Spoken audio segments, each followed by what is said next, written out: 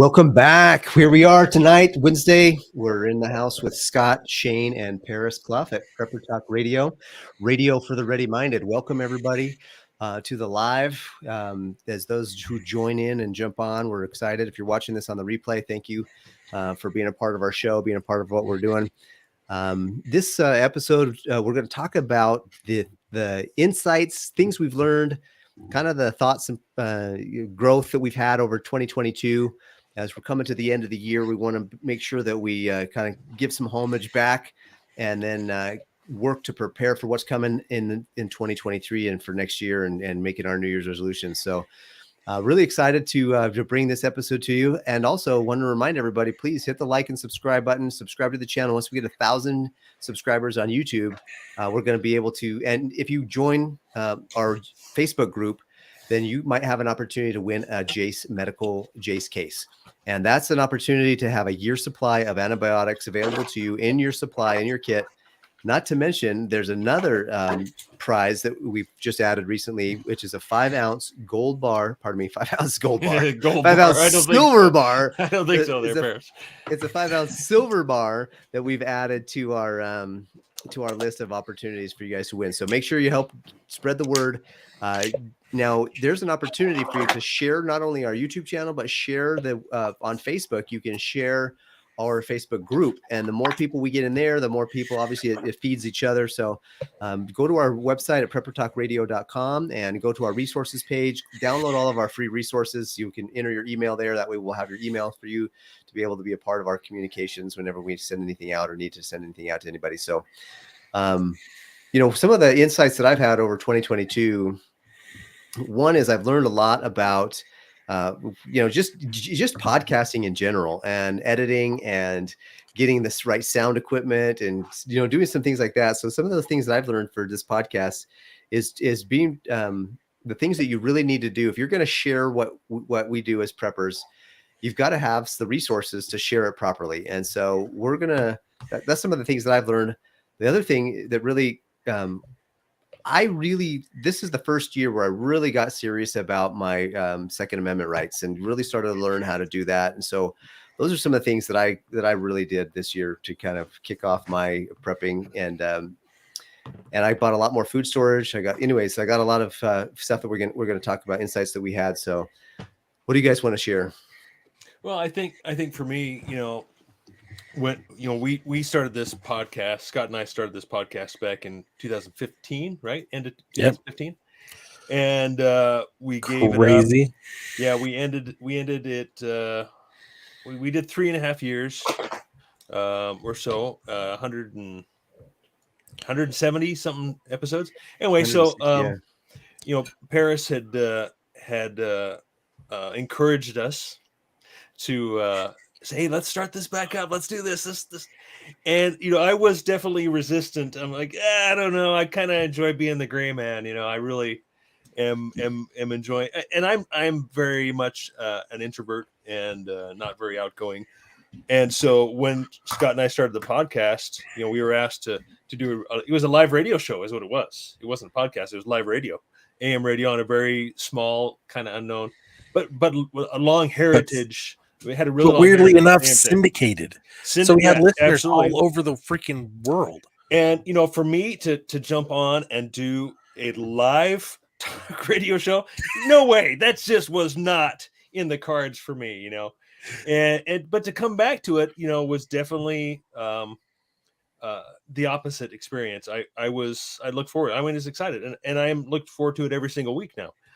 I still am somewhat butt heads with myself, with my beliefs, saying I want to be the gray man. I want to sit back in the shadows. I don't want to do this, but I'm still compelled to speak and to share my opinion. And it's a lot of opinion. I got a lot of opinion on a lot of things. And especially when it comes to gear, and I've got some cool stuff I want to share with you, this that I picked up this year. Ooh, nice. Not by the way of bragging, I guess, but maybe inspiration or just feel very blessed of what I've been able to accomplish this year. But I guess with starting the podcast back up, it's more and more important to speak out and to not be selfish, because to me it's being selfish, but I do see that I tend to maybe say a little too much sometimes and rock the boat. But sometimes you gotta get wet, right? You gotta stick that foot in the water and make some waves, make a splash. It's funny. When I was just on an interview with another podcaster today, and he asked about the origin story of Prepper Talk Radio. So I told him, it all came because I was at Comic-Con in 2014, helping my brother-in-law out, who's been on TV a couple times with his own show. And he's like, I needed people to help me with my booth. Like he was like, help. And I'm like, okay. I can take a day off. I worked for myself. I was making fantastic money at the time. And I'm like, yeah, I'll come sit for a day. I ended up being there for all 3 days, sitting in his booth, helping him sell stuff. And then I sold more like collectible cards than anybody else in the family that came and sat there. I was like pretty proud of myself.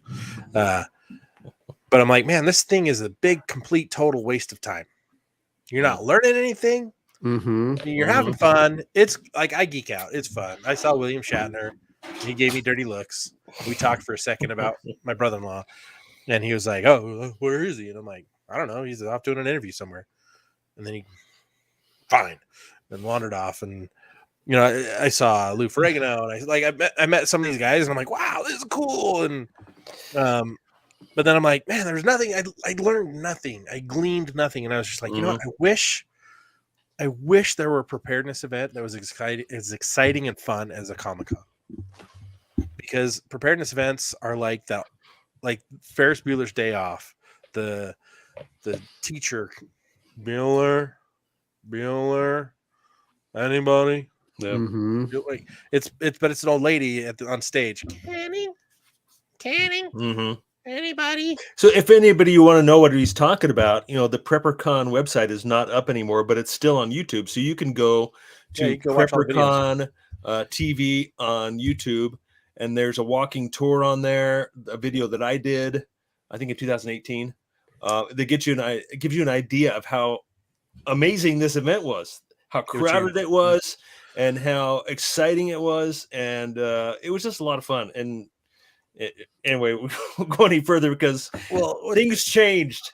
Things changed. Well, when did I come in? I was at 2017, right? Is when I showed up. You were 20 or 2018. 2017. 2018 was the last one. Right? So I ran it 15, 16, and 17, and sold it. 2018 was meh. It was horrible. Yeah. That's the year they bombed it. The new owners. What was interesting though is like I was like, man, I wish somebody would do an event that was cool. Because I've been to hundreds of expos and conferences for preparedness, and they're all boring. And the Lord's like, you do it. I'm like, what? And I'm not one to back away from the Lord when the Lord says do something. I try to hop to and do it. And I wish I were better at that. But on this occasion, I listened and I hearkened. I listened and obeyed. So I went and I created PrepperCon.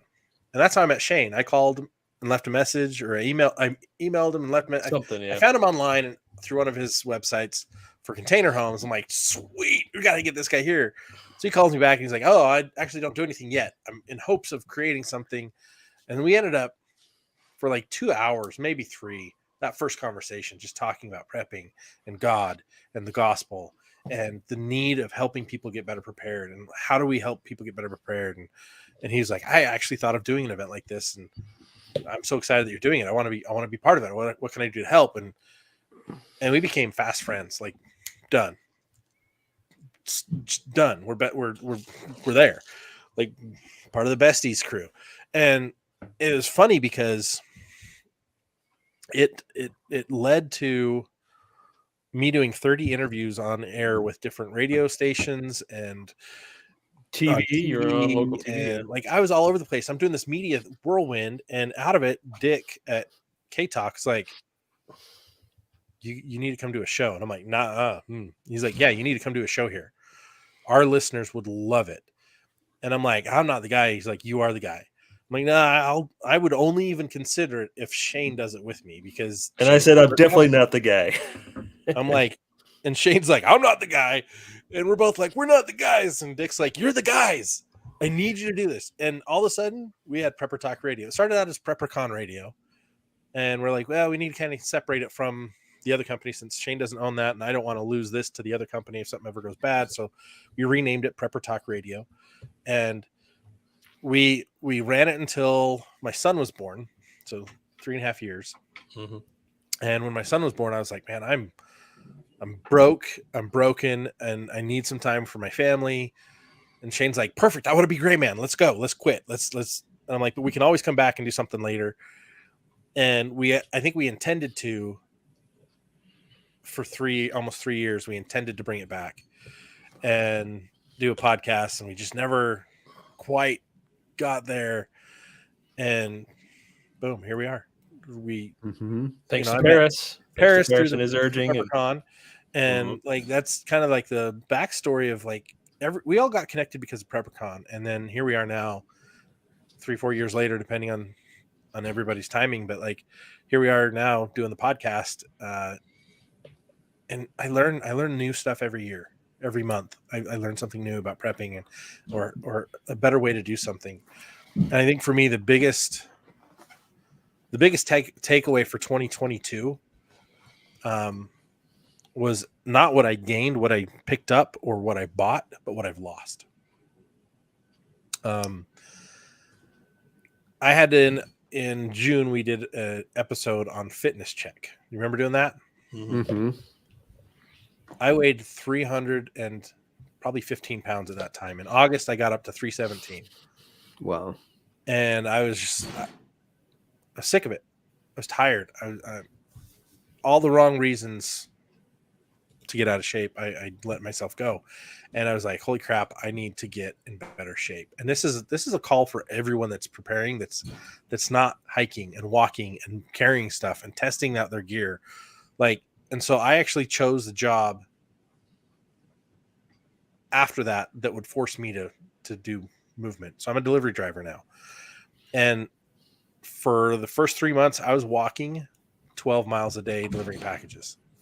Now I'm like barely 5 because I was apparently so good at it. They moved me to the XL division to carry the big things, but there's a lot less deliveries. It's just more time consuming. But like I'm still 5 miles, 4 miles a day on average. But I'm down to 284, and I'm like, holy cow! I feel 100 times better. My mobility, flexibility, pain leaving. Cutting out certain things on my diet has made a big change. But I'm like, am I there yet? No. But I've lost a lot of weight. And it's like, I've lost the weight of a bug out bag. I need to lose 2 more bug out bags, right? Get there and work on it. And it's like, I feel better. I have more mental clarity. And I feel like that was the biggest thing that 2022 gave me, was that check. That along that fix it. Yeah, along that same note, you guys know I've been talking about I've been building a Quonset at some property I got last year, and man, I've been putting up fence posts, and I've been just a lot of physical labor on the weekends, and that's really given me the insight. Man, this is what life used to be like. It wasn't just make a lot of money and hire somebody else to do it. You're doing it yourself, and looking for the help I need to raise a barn. In hypothetically, and to make this all happen just to get that all coordinated, and really the physical aspect of it has been me in my older age wanting to get this done before I get too old and unable to do it has been definitely a bit of an eye opener to me, saying, what, I enjoy this. I'm beat by the time I get home on the weekend, but man, I really love it. And I've always been a hiker. I've always been out in the wilderness, so wasn't foreign to this type of work. But this is real work, like our ancestors. Again, I always say, look to the past to prepare for the future. Man, our ancestors were hard workers, and if it gets to the point where I have animals and horses, and that's a whole nother level right there. That's a true homestead. Well, what's cool is like live off the land. You're looking to the past to prepare for the future. You're copy and pasting what they did to what you're doing now, right? That whole copy and paste process, like you're gaining confidence, you're gaining like better fitness, you're gaining better skills, you're gaining a safe haven, a retreat of your own. Like there's something to be said about hard work. Like mental work is good, but like physical work is to me is also healing, like emotionally and mentally. Like it clears the mind, allows, like there are days where I'll just turn on scriptures on my earbuds and listen to those and be trekking neighborhoods, not throwing packages, but setting the packages where they go and jumping in and out of the van. And there's other days where I'm just like, just alone with my thoughts and I'm just pondering life and what's going on in the world and my kids and my family. And I'm like, man, it's freeing because I'm out working hard. And I come home and I'm like, wow, I've burned 6,000 calories today. Nice. Whereas I used to sit at a desk for years and I'm like, I burned 1,000 calories today. That was while I was sleeping. The rest of the day, it's been 7. It's like, oh, crap, And I've consumed 2,000 or 25 or 3,000. I've consumed 6,000 calories. That's how I got so big.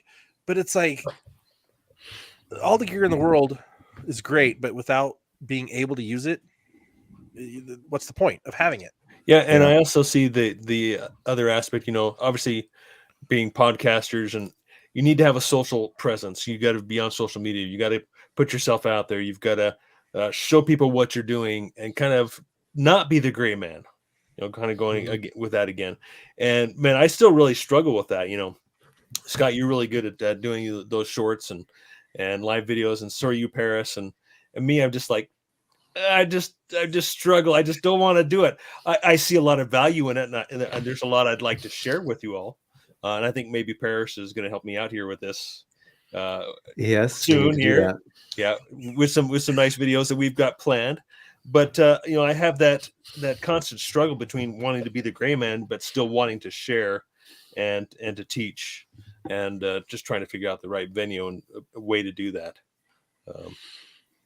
Well, what's funny is like going back a second, like Trey actually commented, I'm going to put it up here. He's been looking for expos in his area, Georgia, and Florida, like that was kind of the same level of PrepperCon, right?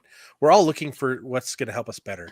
And for us, like being out there and like doing it and sharing it, it's like, yeah, it completely destroys the whole idea of being a gray man, right? It completely just decimates, privacy.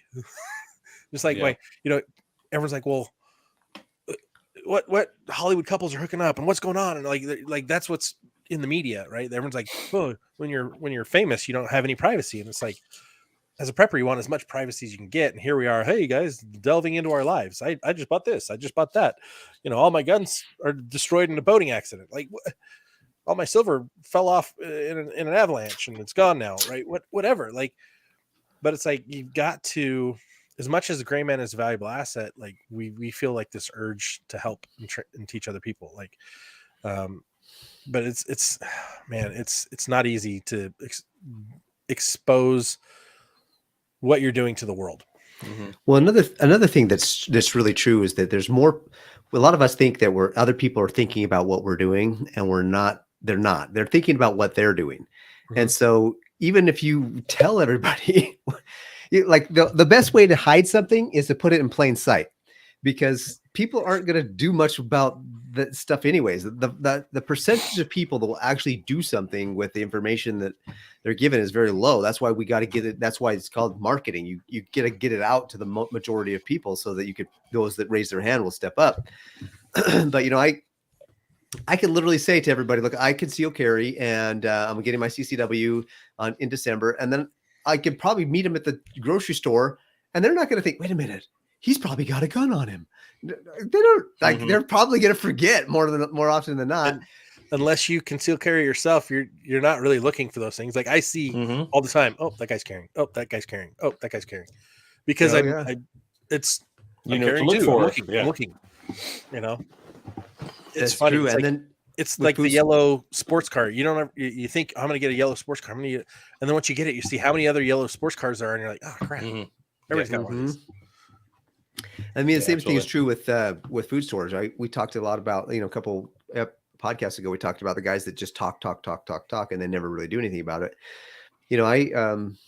I I tell people all the time, like, get the right kind of water storage. I show them the big water tanks that I have in my garage, and I show them everything that they like. I literally say, this is what I have. And I promise you, I mean, every time I open up my garage, my big water tank's right there so people can see it, but they're still not going to remember when crap hits the fan. They're going to be so focused because that adrenaline dump is going to get them zeroed in on what they got to do right in front of them. They're not going to say, wait a minute, there was that guy down the street that had some stuff. And frankly, if I'm ready and prepared, hey, come to my house. And if I like you, I'll probably help you. If I don't like you, then you might get to meet my, my Second Amendment, friend. Friend. Yeah, exactly. Your companion. Yeah, absolutely. So what was your favorite, I guess, surprise or like, ooh, I got this year. Like, even if you bought it for yourself, like what was your favorite, like, actual tangible thing that you got this year? Well, I try and give my family and friends gifts of preparedness, right? And they've gotten sick of it, honestly.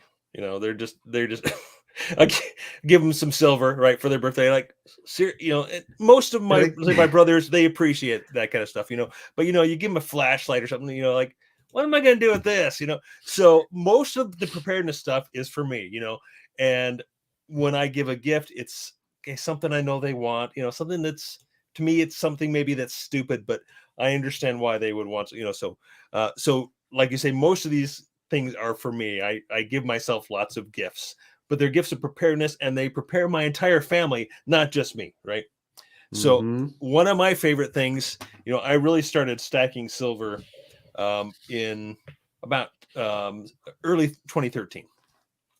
I had quit my job, had totally woken up. My eyes were woken, and that's where I started to delve into other aspects of prepping. And anyway, long story, but it was always my goal to have one of these. Oh, nice. So I finally this year. Oh, wait, are you going to be building a house with those? Like, what? Eventually, eventually this will pay for a house. This will eventually silver brick pay off my house. So this is 100 ounce silver bar, Canadian Royal Mint. And you start out with 1 ounce rounds, right? And then you get a little more collectible and spend a little bit more premium on some of the nicer coins or rounds. And then you start to go into larger bars because you don't want to pay the higher premiums.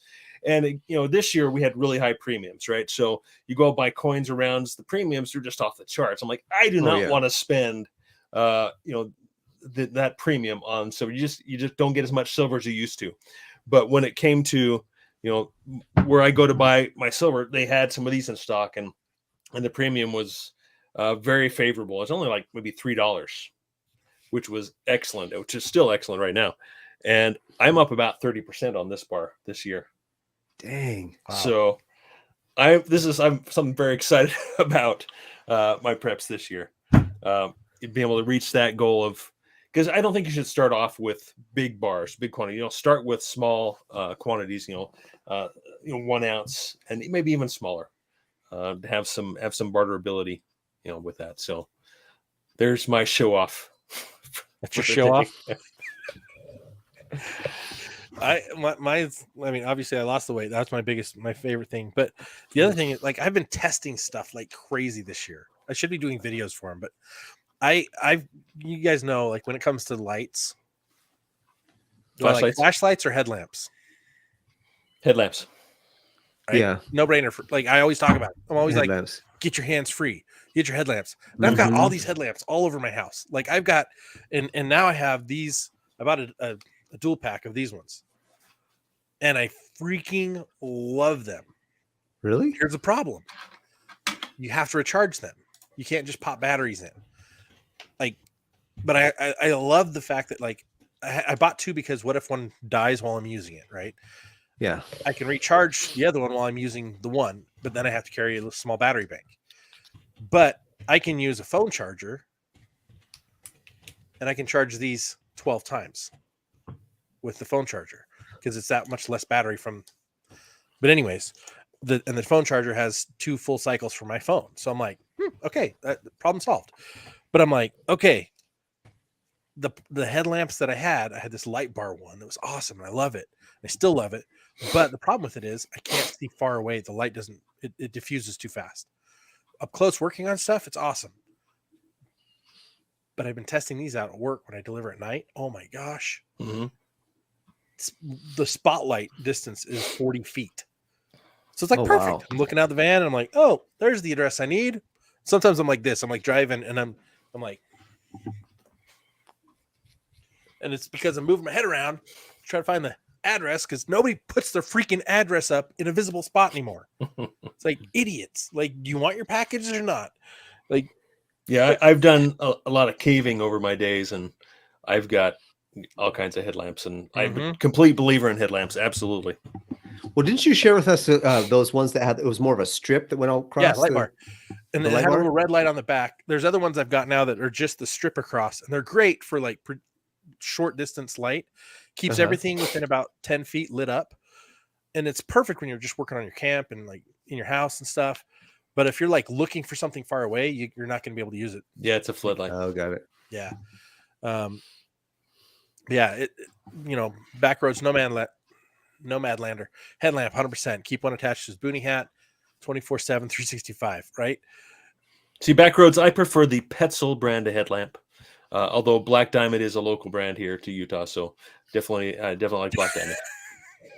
That's awesome. And they started rock climbing gear. I mean, that's really where they got their roots, and I think they actually came from Chenard, Yvon Chenard, who was a climber. I mean, he's old now, and he started Patagonia as well, and I think Chenard, which was the Black Diamond shape with a C in it, they got sued and he lost his company, something like that.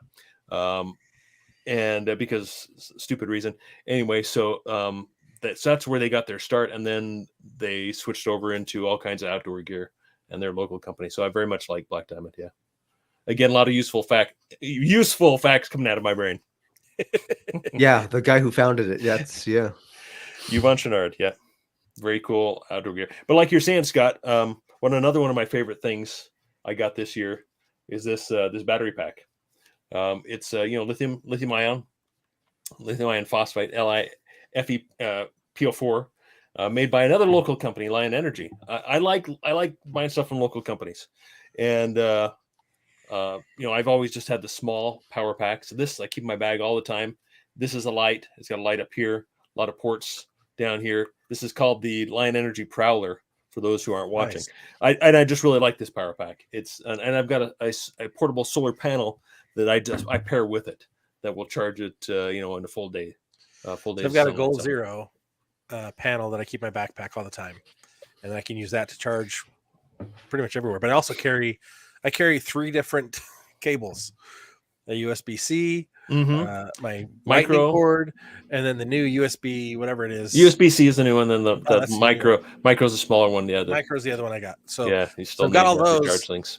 And I've also got a car adapter in my backpack, like my daily carry bag, right? Just in case, like depending on where I am, I can plug in, and I have a wall adapter as well. So I'm like, all those are there because we live a very energized life society, right? But like knowing how to make candles and do other stuff is like huge. I got to go make candles in I just forgot the name of the town, but I was on a family vacation a few months ago, and in one of the places we stopped, we got to make candles. It's a long process, dipping candles. Yeah. But I also learned a cool thing with Crisco. Have you guys ever made a Crisco candle? Haven't made one, but I've seen the. So the more wicks you put in there, the more heat it's going to make, but it's a slower burn. The wider and thicker your candle is, the longer it's going to burn. It's just a slower process. So I learned you can take birthday candles. You know how long a birthday candle goes? Minute or two? No, I've seen them go up to 15 minutes. You put it in Crisco, guess how long it'll go? Oh, wow. No, that's a good idea. This guy showed me that he puts those little candles into a small can of Crisco, and it lasts 5 hours. Wow. I'm just like, what? No, that's a good idea. Just, yeah. I So- always keep the leftover, the used. I just can't throw them away. The used candles from birthday parties. right? I have to store them. I have to keep them. Go put them in some Crisco. No, I'm not a Mike Tyson hoarder. all They of a are sudden. useful. I Go will put them use in some Crisco, and they're good. I don't know where my lisp came from all of a sudden. Thank you very much for that. Yeah, where'd that come from? I don't know. It just all of a sudden happened.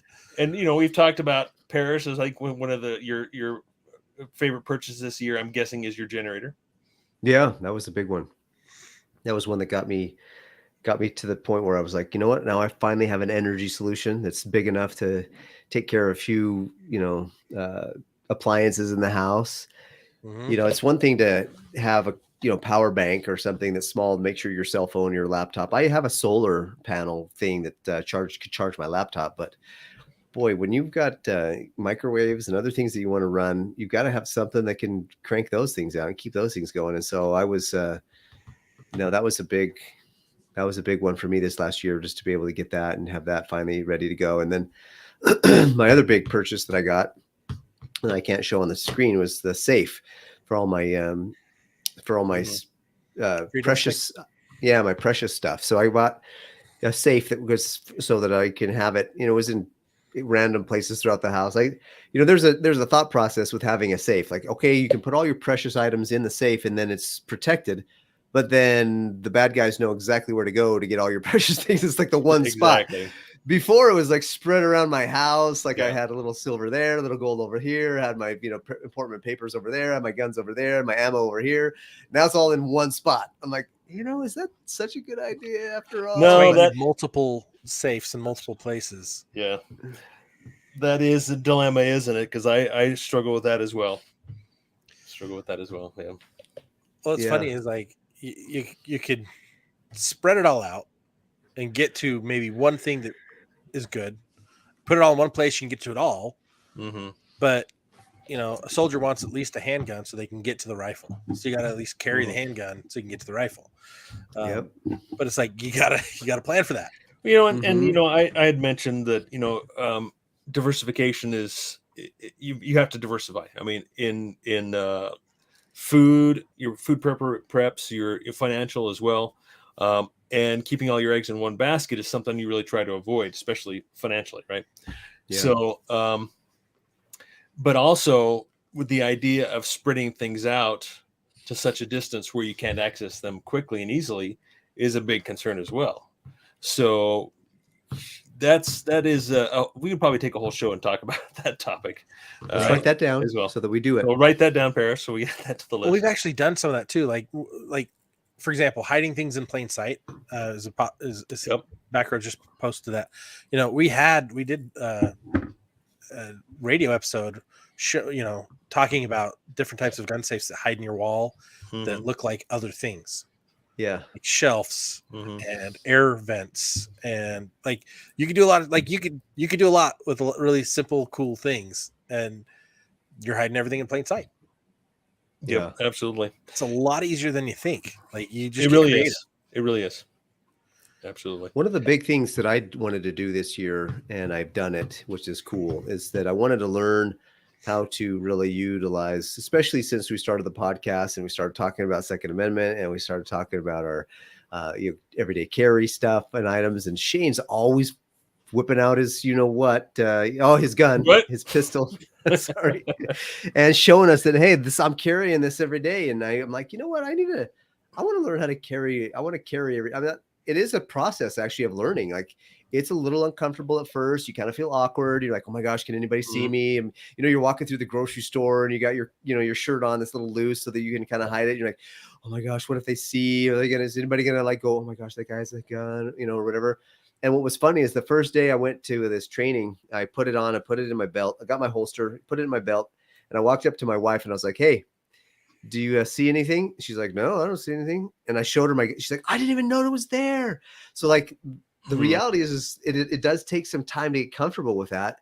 And so between that and learning a little bit of self-defense with, hand-to-hand self-defense, I'm really excited. I'm going to get shared in the last episode that I was going to get my CCW coming up here on the 27th of December. So that's one of the things that I really had as a goal and had as a goal for a while, and it's finally come into fruition. And I'm really excited about it because the confidence that I'll have, thankfully in Utah, we're a constitutional carry, and so you can carry anyways, but to have the CCW training on top of that, I joined the USCCA, or I think that's pronounced. I did. Yeah. Anyways, Yeah. that's USCCA. right. Yeah. I joined them to get that kind of thing, so I'm just really wanting to learn how to be, with the way the country's going. I think with all the different things that are happening in the country, with the way they're trying to take away our Second Amendment rights and really fight for that, I need to learn how to use mine.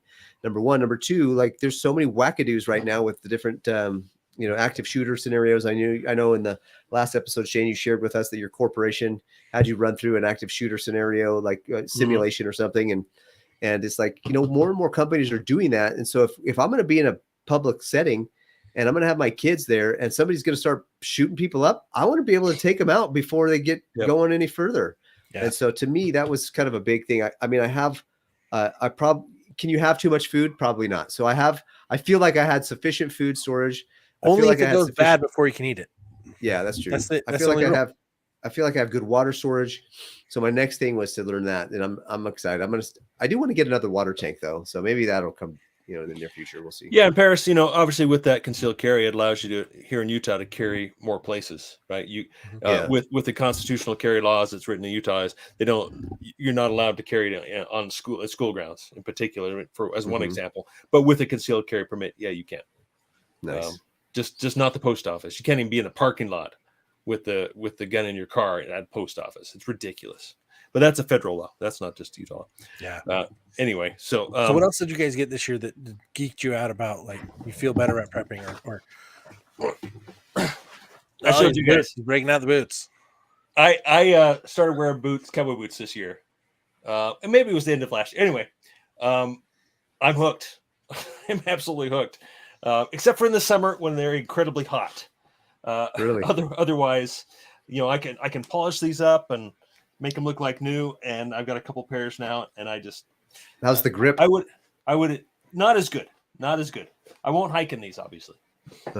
But working out on the property, actually doing my job. I have some nice looking boots, and they're very professional. And I love wearing boots now. I've always wore kind of a hiking type of boot, Yeah, and you always have. Yeah, and it's whether just actually a full high top or just a shoe, but not a full leather, not necessarily full leather, but there's again something about leather. I'm just loving it. So the nice thing about those types of boots is, like, you can replace the sole. You can, like, they last longer. They're built to last longer. Like, I talked about my Keens the other day, and they're my favorite boot. Like, it's my second. I'm on the second model of the Targhee 2s. I've had these things for years, and I'll continue to have them for a long time because they just last so long. Buying quality stuff, getting quality stuff makes prepping so much easier and affordable because you're buying something that's going to last. And like this year, I didn't really spend a whole lot of money. Except we bought food. We bought more food. I got more wheat, more flour, more instant beans, more instant rice. We bought, because my 4-year-old loves his chocolate milk. We got a whole crap ton of Nesquik powder mix, and we're individually sealing those things. It's there's so much stuff. But I did get, and this is I'm bad example on this, but also I'm glad I got it. I did get a Cali kettle. I've been wanting one of those for years, and I finally went and got it this year. Have I used it? No, I've played with it, but I have not used it. I've got to just go take some time and do it. It's funny when you get in that busy mode, like kind of a survival mode, getting life taken care of, you forget to take care of things, take care of yourself, take care of the things you're playing with, you're buying, you're testing, but with my current job, like, I've tested out headlamps, shoes, socks. Oh, I got some new wool socks. You guys, oh my gosh. Costco's got these wool socks on sale right now for the next week. Actually, no, it's good through January. For the next few weeks, go to Costco if you got a membership, and in their sock section, they've got these amazingly soft wool socks. They're the softest socks I own. I'm going there tomorrow. Scott, I'm going there tomorrow. I'm like, Yeah. they're super comfy. They're thicker, and I wear those and my Keens. And you guys know how the weather is here. I got 18 inches of snow outside at my house. Yeah. Like, it's crazy. And I just wear those boots because they're waterproof, and those socks because they're wool, and I'm good. I could put something underneath, but wool wicks water away. I'm like, I'm not having any friction. I'm like, and you know where I got the socks first? One of the guys at the office was like, "Hey, we're giving all the drivers socks," and I loved him so much I went and bought some more because they were on sale. He's like, "These are Costco." I'm like, "You realize you're sending me to the enemy to get stuff, right?" He's like, "Oh yeah, but it's worth it." So I went and got some, and I'm like, "That's awesome! It's awesome!" That's awesome. You know, when you get older, like my age, I love socks for Christmas. You know, Right? It's funny. It's a good gift. It's a great gift. Underwear, ugh, and now we're like socks and underwear. Woo! But you know, we've had that conversation too. Again, whole nother tangent where you need to toughen up your feet, right? We got to learn to live without shoes, live without socks, be grounded, toughen up your feet, to live as man was intended to live. We are meant to run. Man is born to run because of our anatomy, the way, you know, all the bones in our feet, everything. So I want to have socks because I've been wearing shoes. I wear shoes as soon as I get out of bed. My shoes are on, and my shoes are on until I get back in bed. So that's how bad I am. Whereas my wife never wears shoes. Right? She's got nice thick calluses. I've got pansy feet, so that's something I need to work on. But I do, man. But socks are still an essential prep because Right. Someday you'll run out. They'll run out, and you won't have them.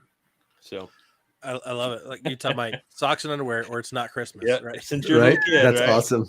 That's the gift you open the night before, your pajamas, right? Your Christmas pajamas. So night that you can before. enjoy them that night. That's right. I think- Ooh, here's a great one. And I got to show this. So, back roads. Do any of you practice walking barefoot? Footwear is the first thing taken away from POWs, so they cannot escape because their feet are so soft to walk barefoot. What's the argument we had for years at Prepper Talk Radio at the station? Because I'd come walking in with what? Flip flops on. Yeah, I try to walk barefoot a lot. I really do because, like Cody Lundeen, I want my feet to be tough to the ground. Out of Tacoma, I can't say it right. Out of Tacoma, Indian. Atacama. Atacama. Okay, you guys read the book Born to Run. That's where the reference from this is. I just wrote that. Oh, there it is. I love that book. Oh, that's Another great book fantastic. that goes along with it, same author, Natural Born Heroes. Holy crap, guys. Like it goes into running and free running, or just amazing. Like it really understanding how your body works, like using the fascia to really move and less muscle, more Your just being tendons, natural, yeah. right? Using what's naturally there and how it's really Absolutely. designed to work for you. But yeah, barefoot actually strengthens the mitochondria in your foot so that you can withstand more things. It toughens it up so you're not a pansy all the time. Like our feet can kill us if we don't take care of them right. And the foot industry is profiting off of keeping our feet from being at their most fully functional ability. But also being barefoot adds to your health as well. You know, the whole grounding issue, as well as all the pressure points in your feet that get activated when you're walking on rough ground. Absolutely, I am terrible at it, and I would love to do better. And when you have your good health, your spiritual self is always gets connected better. And there's a spiritual aspect to grounding when you're barefoot on your grass, on dirt. It's not cement. You're not barefoot on cement. You're barefoot on real dirt, real earth, real grass. Yep. That's the best way to be. And you just connect with the energy of Mother Earth. And she just gives you some of that rejuvenating. We're all, if we all believe the scriptures that says that we're from the dust of the earth, then being barefoot on the earth is one of the most fantastic ways to reconnect. Or even, I don't know if you want to go really bold and just go lay down out there, naked or whatever, with shirt off or something, maybe probably easier. But barefoot out there, yeah, good stuff. Well, Liver King, this big social media scandal guy who's juicing big time, but said he wasn't. He was a huge proponent of sunning in the nude because the energy from the sun and the earth at the same time completely change your mental and health regulations and functions, which is funny because it's like, but yet you're juicing with the most like carcinogen issue problems into your body. Like we've got to take care of ourselves. Like, and grounding, I've been doing it for years. I love it. It works fantastically. You know, I'll sit outside in shorts so I can have my legs all the way on the grass and in the dirt. And sometimes I'll just take off my shirt and lay there for a while. But it's like, I feel after doing it for about 5 minutes, I feel less stressed. Like my mind will calm. It's the weirdest No, thing. it's true. It will calm. I'm very ADHD, and so I need as much calm in my life as possible because I'm like, oh, this, and I got to do that. Okay, no, hyper focus. I'm like, even if you poured switch into things. even if you were to switch from rubber soled shoes to leather soled Yes. shoes, right? It That's gonna make a conducts. huge difference. Yeah, you're gonna get some of that grounding effect because it's real. It was at least a live creature at one point. No, that's awesome. I think one of the big things that I've done too is this stuff as I've gone through my life and through the day, you know, my daughter will say, "Hey, Dad, do we have any of this?" And I'll go and look, and I'm like, "Oh shoot, we should get 2 or 3 of those because I don't want to be without the one thing." And that's what you talked a little bit about buying 2 headlamps because 1 is none, and 2 is 1, and 3 is just right. So that's one of the things that I've really looked at this year as I've gone out and done things is to make sure that I have some redundancy, and yeah, you're just gonna scare your neighbors. It's have some redundancy in my preps. You know, have a few 2 or 3 or 4 things of each thing so that I don't run out. You know, I'm always, and then if I use one, I don't have to go panic to go get another one because I already have a backup already in my preps in my storage. That's something that I've really tried to do this year. Hey, Utah Mike, I don't have to worry about that. Most of my neighbors, well, at least the ones that live nearby are elderly, so they don't see so well. So we're good. Everything's blurry anyways, huh? It's out there like, that's an ugly shirt. You should get a new shirt. That's my chest. Thank you. No, but yeah, like getting back to nature, getting back to the old ways, right? Getting in and dirty with the earth, like it's so rejuvenating. And like, why do we prep if not to increase our quality of life? Right? Our fitness, our emotional state, our spiritual state. Like, go outside when the sun's out. If you're gonna go strip down, find a place that's quiet and serene and away from everyone else. Yes, but, you know, even please. if you're just barefoot or get some skin on the ground and let the sun soak in and read your scriptures. And man, life changing. Do it as often as possible. You know, I got a greenhouse this year, so actually quite many times I just sit there in my shorts and shirt on the ground working on my garden, not kneeling down and like standing over everything. I'd actually sit on the dirt and just work on things, and it was so peaceful for me. I miss it. I've still got the greenhouse, but nothing will survive right now. It's all 20 degrees, 15 at night, and so I'm like, meh, we'll wait till I get a heat source next winter. But yeah, it's like having real food from your own garden or your own livestock, having real interaction with the world, with the earth. Like I can't say enough good about it. It's helped so much this year for me. Yeah. Okay. So Backroads, he's talking about seed launchers, Freedom seed launchers. So that was, I think, the last thing I wanted to share with you guys. One of my favorite things I got this year. Ooh.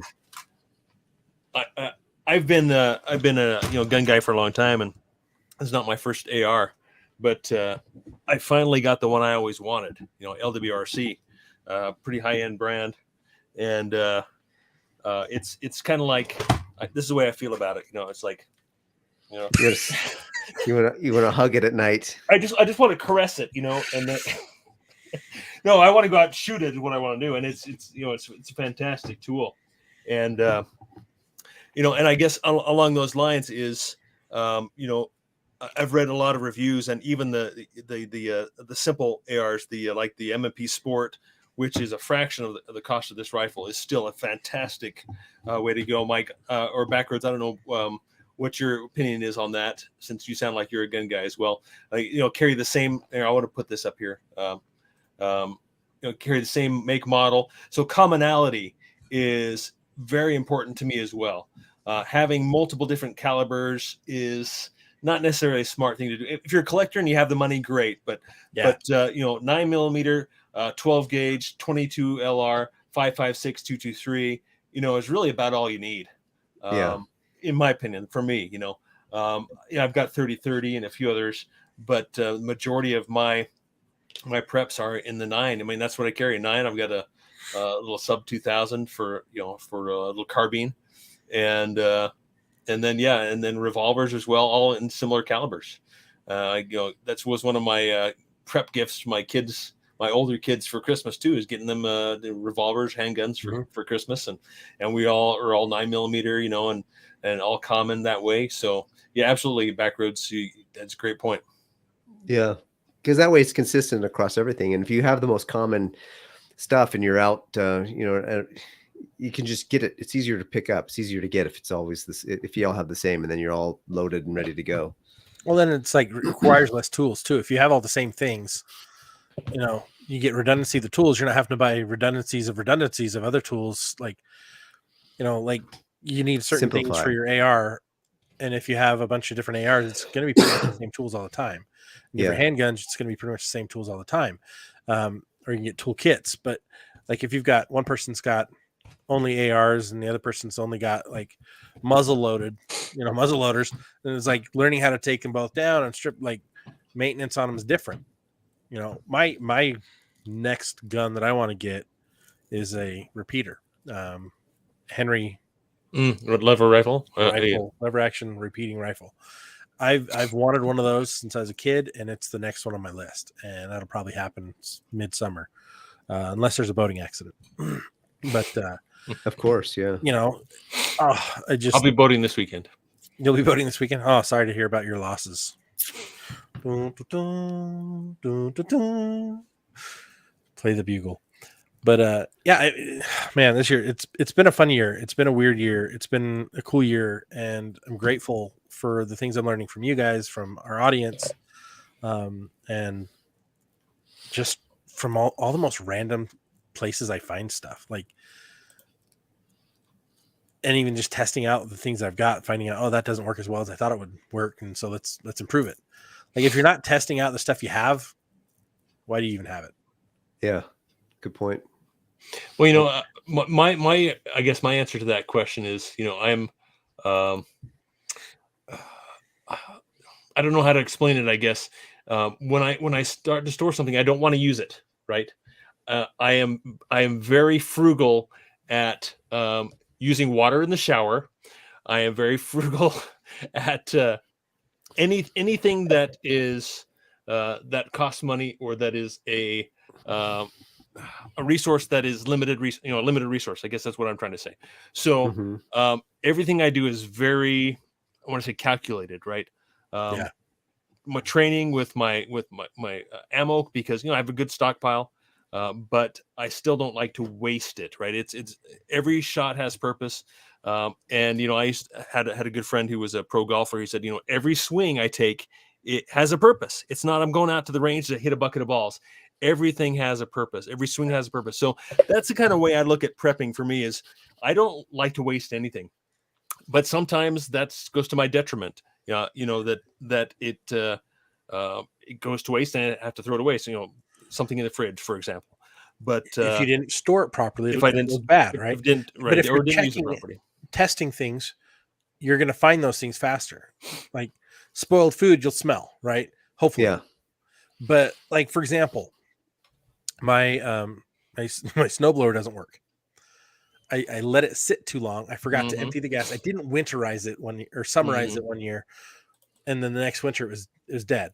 And I haven't had the funds to go fix it because I can shovel, right? I can, and I'd rather put my money towards other preps. But like my generator, oh, you bet I double check that, because I'm not going to leave fuel in that thing long term.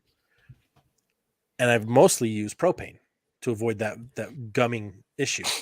And so it's like, when do I test that? Well, typically every spring I'll test it, make sure everything still runs good on my generator. And when we go camping, take it with me. Not every time, but sometimes. Like if we're going to do a fun camp out with a movie projector and stuff like that, like we'll run the generator and charge some batteries between like shows, and then run everything off of my battery. And it's like, cool. Everything works. So you We're can, good. so the noise of the generator doesn't interrupt the movie. Right? Because some of them are loud. Mine's loud. Yeah. I got a soft one, thankfully. Or, anyways, speaking of Mossbergs, my brother-in-law just told me he bought a set of guns. I think he got 3 guns. Two. I think one was a shotgun. Another one was a semi-automatic shotgun, and I can't remember what the other one was. But it was he actually got it was one he didn't really want, so he bought 3 of them for $600. Ended up the FFL that he had it there said, "I don't want this one. Can you sell it for me?" Ended up selling that one for $500. So he basically got 3 guns for $100 because he got the other 2 he kept, and he got two the guns for $500. $100. Yeah. That's Or a good 2 deal. guns for $100 Yeah. because he kept the 2 and he sold the third. So there's deals out there for, if you want to go find those deals, there's people out there selling their stuff. So just go. Yep. I think they were like, they weren't the name brand. They were like the knockoff maybes, but they were still good quality. So, I mean, shoot, he got a pretty good deal, I think, for what he got. So that's a pretty good deal. Anyways, that's about an hour. You want to? Yeah, keep no, going, or do you want to? Let's call it. It's been a fun hour. I'm looking at the clock. I'm like, whoa, we just. Yeah, we almost blew past the hours. We want to just thank everybody for coming, for being a part of us for the last hour, especially Backroads, Utah Mike, Jeff. Who else is on here? Mike, Jeff Heiner. Jeff Heiner. Yeah, Mike Lamb, Utah Mike. We already talked about him. Garrett Clough. Everybody that's made a comment or shared in our stream. We wanted to thank you so much for being on. We had 12 people on for the last hour or ish. Or at least we have 12 people on right now. So it's pretty cool to have that many people that are interested in what we're having to say and what we're talking about. So finish your 2022 strong. Make sure that you take the time to review the last year, celebrate your wins. What did you do good? What did you do right? What are the goals that you set for this year that you hit 100%? Celebrate those. What are the goals that you only hit 50%? Mm-hmm. Regroup, celebrate the fact that you hit 50% of that goal, and then regroup for next year. But take some time to really ponder, what are you going to do this coming year to be more self-reliant? What are your goals? What are your goals to becoming more self-reliant with your relationship and walk with God? What are your goals to be more self-reliant in your relationship and your walk with your family and your spouse and your children? And then, of course, what are you going to do to be more self-reliant temporally and help, right now with the way things are going in the government, we got a lot of things to worry about with our country. But that all starts locally. So think globally, act locally, and let's be prepared, stay prepared, and continue to build and our ready-mindedness and stay ready-minded all the time. So thank you guys for being on for the last hour, and we really appreciate you, and we'll see you on the next show. See you next week. See ya.